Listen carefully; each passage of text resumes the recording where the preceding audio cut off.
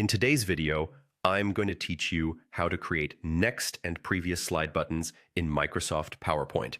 These simple on-slide controls make navigating your presentation smooth and professional so you can focus on your message instead of fumbling with the keyboard.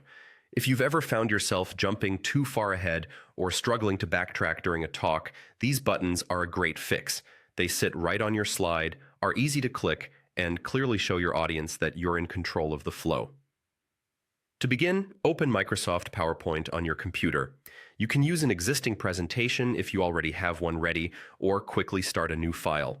This is where you'll add the buttons that let you move forward and backward through your content with confidence. At the top of the screen, click the Insert tab. This is where you'll find tools that enhance your slides with visual and interactive elements. Select Shapes to open the full list. Scroll down until you reach the Action Buttons section. It's a small area that's easy to miss, but it's designed exactly for this purpose. Inside, you'll see built-in options for navigation, including clearly labeled Next and Previous buttons. Choose the Next button first, and draw it onto your slide by clicking and dragging. Place it somewhere that feels natural, like the lower right corner or along the edge, where your cursor can find it quickly.